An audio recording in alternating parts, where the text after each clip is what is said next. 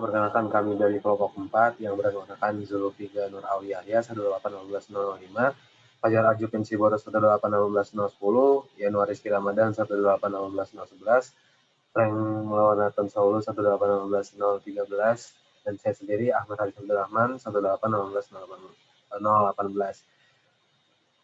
Jadi di sini kami akan menjelaskan penjawaban ujian tengah semester pemodelan hidrometeorologi.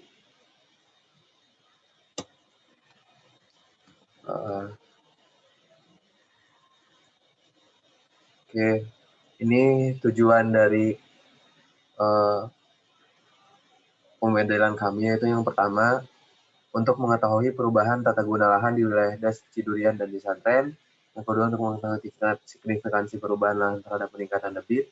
Yang ketiga, untuk mengetahui apakah terdapat perbedaan pola antara discharge base flow antara tata guna lahan pada Das, Cidurian, dan Cisangkren.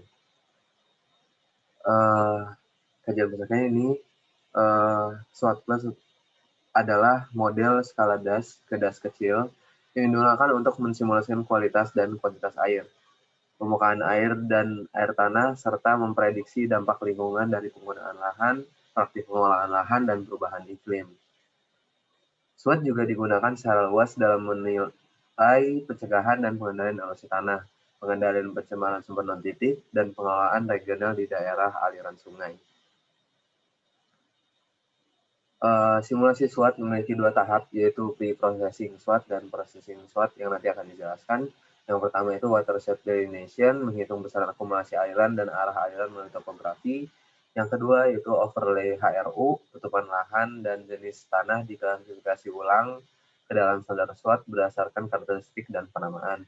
Terus yang ketiga water gauge sebagai input data dengan format .txt atau .dbf.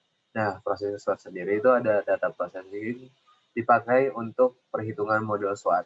Output dari SWOT adalah flow, groundwater flow, direct runoff, water yield, sedimentasi, dan polutan. Ini adalah wilayah yang menjadi kajian, yaitu Das Sungai Cidurian dan Cisantren.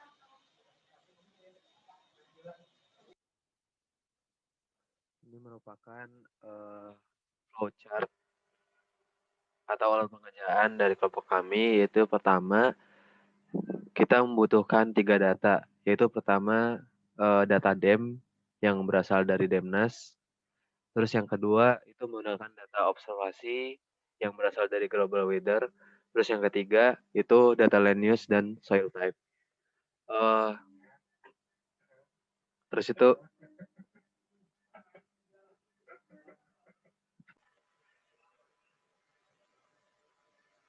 dari 3 data itu, yang pertama data DEM itu akan didelinasi sehingga menjadi data DAS. Untuk yang kedua itu data curah hujan dan temperatur itu akan menjadi input data spasial. Terus data yang ketiga itu data land use dan soil type. Nanti variabel-variabel yang nanti akan diparameterisasi. Lalu 3 data ini akan dimodelkan dengan SWOT Plus yang nanti outputnya itu akan disandingkan dengan data hasil observasi.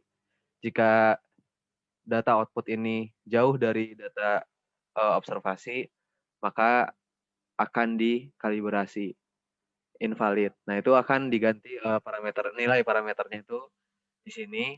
Nanti bagaimana caranya dinaikkan nilainya atau diturunkan sehingga data output itu menyamai data hasil observasi. Lalu dari hasil kalibrasi, jika nanti hasilnya valid, nanti ada hasilnya, yaitu yang pertama debit, yang kedua DRO, yang ketiga base flow. Nah, dari situ selesai.